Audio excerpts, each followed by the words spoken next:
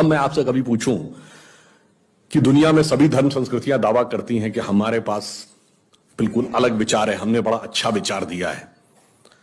अगर हम आपसे पूछें कि हमारी संस्कृति में ऐसा क्या है जो दूसरे में नहीं है, बहुत से लोग कहेंगे साहब उसमें बड़ा सदाचरण की बात कही गई, नैतिकता की बात कही गई। तो लोग कहेंगे ठीक है भाई, दूसरी जगह भी कही गई, शायद कोई फॉलो करता है या नहीं करता।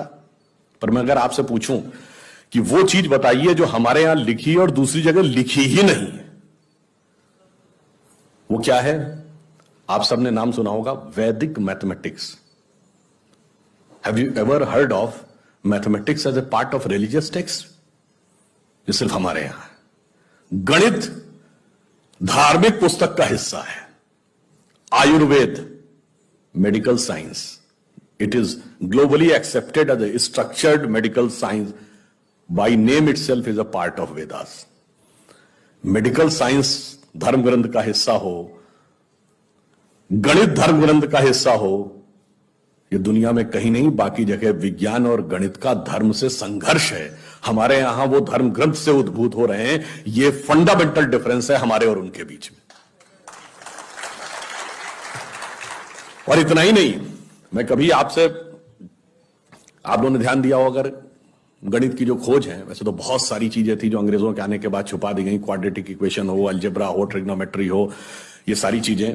मगर एक ऐसी चीज है जो कमोबेश सभी लोग मानते हैं, चलो ये तो मान ही लेते हैं कि भारत ने दिया।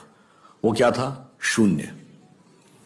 अब कहा जाता शून्य किसने दिया? आर्यभट्ट ने खोजा। अरे भाई, आर्यभट्ट ने खोजा नहीं, आर्यभट्ट की किताब में पहली बार तुमको लिखा हुआ मिला। अगर आर्यभट्ट ने शून्य खोजा तो बौद्ध मत में शून्यवाद का सिद्धांत कहां से आया? वो तो आर्यभट्ट से पहले के थे। और ये बताइए, कौरवों की 18 अक्षौणी सेना से लेके भगवान राम की जन्म कुंडली बन रही थी, वो बगैर शून्य के बन रही थी। वास्तविकता यह है कि शून्य वेदों से निकला, और वो इस बात को स्वीकार करने को तैयार नहीं होते थे कि धर्म ग्रंथ से निकलता है। इसलिए उनको छटपटाहट थी, इसलिए वो कहने का प्रयास करते हैं किसी और ने निकाला था। और समस्या क्या है? हमारे यहां तो भगवान राम की जो कुंडली निकली है, वो जब नासा के प्लैनेटोरियम सॉफ्टवेयर में डाली गई तो 7114 समथिंग बीसी की डेट निकल आई।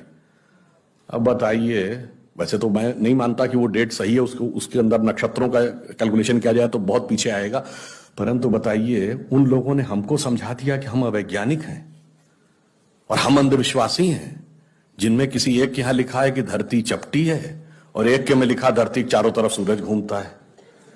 और ऐसे महान ज्ञानदेव पाड़े लोगों ने हम लोगों को समझा दिया कि हम अनसाइंटिफिक थे और धरती को चपटी और धरती को इस सौरमंडल का केंद्र कहने वाले लोग वैज्ञानिक थे।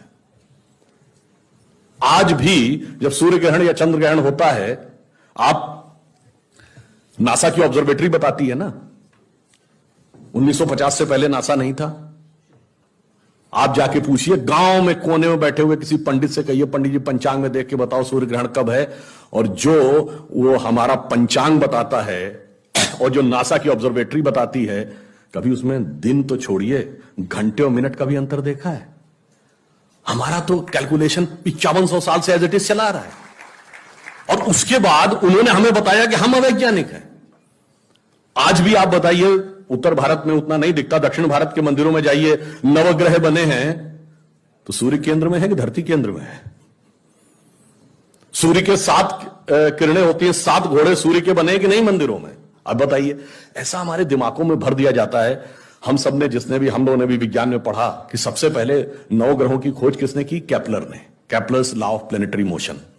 हम सब ने, जिसने फिजिक्स पढ़ी होगी 10वीं 11वीं 12वीं में, कभी न कभी Kepler's law of planetary motion पढ़े होंगे कि केपलर ने सबसे पहले बताया कि 9 ग्रह होते हैं। अब ये बताइए, इधर जब हम पूजा करते हैं तो पंडित जी हाथ में जल ले क्या बोलते हैं? ब्रह्मा मुरारी त्रिपुरांतकारी भानु शशि भूमि सुतो बुधश्च और गुरुश्च शुक्र शनि राहु केतु सर्वे ग्रहा शांति करो भवन्तु। अब ये 9 ग्रहों के नाम केपलर बताए थे कि पंडित जी बताए हैं, और हजारों साल से बता रहे हैं। और उसमें मजे की बात यह है कि मंगल के लिए भूमि सुत, यानी भूमि का बेटा, धरती का बेटा शब्द है। या अब जाके साइंस ने यह कन्फर्म किया है कुछ समय पहले कि एक थ्योरी है कि कभी एक जमाने में बहुत बड़ा एस्टेरॉयड टकराया था कि धरती से, और धरती का एक टुकड़ा अलग हो गया था, वही टुकड़ा बाद में मंगल बन गया। और भूमि सुत हमारे यहां लिखा हुआ, मंगल के पर्यायवाची में भूमि नंदन भूमि सुत जैसे शब्द हैं।